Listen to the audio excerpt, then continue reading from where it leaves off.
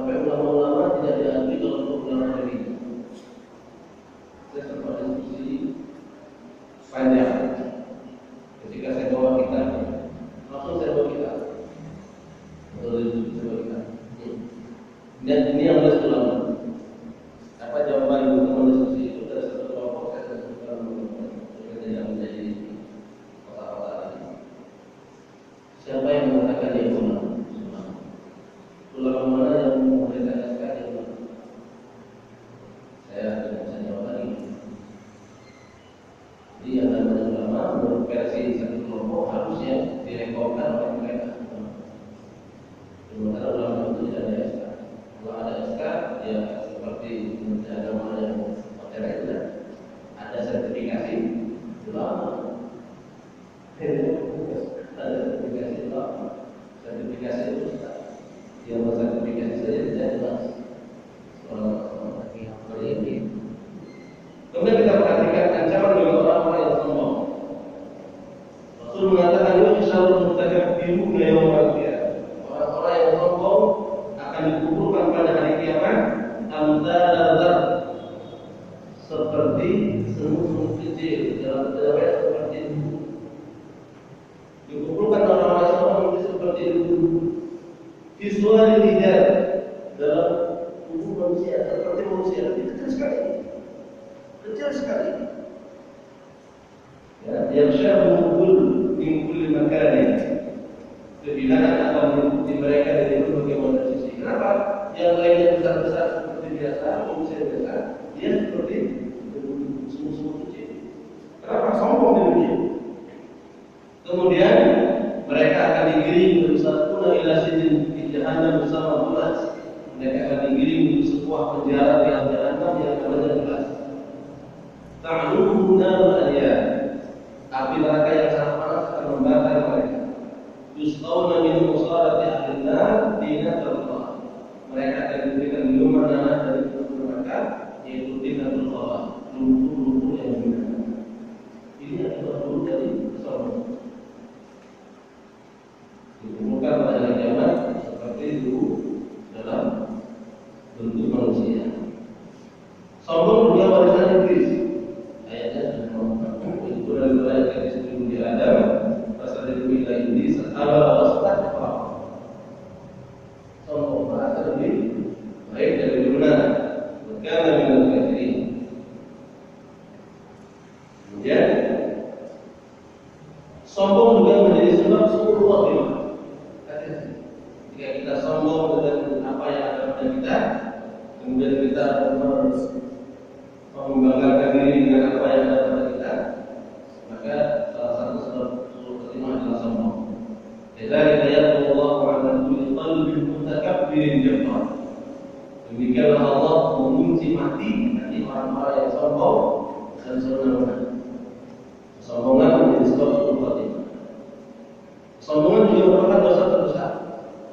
Rasul mengatakan, "Laula lam takunu tu'minuna, la khiftu 'alaikum ma huwa akbar min dzalik." Jika kamu tidak berbuat dosa, tidak ada dosa. Dia tidak berzina, dia tidak mencuri, dia tidak berbohong, dia tidak melakukan apa-apa sebagaimana muslimin yang lain berbuat dosa. Yang aku lakukan satu lebih besar daripada itu semua. Apa yang besarnya? Al-ujub, yaitu merasa diri paling benar, sombong.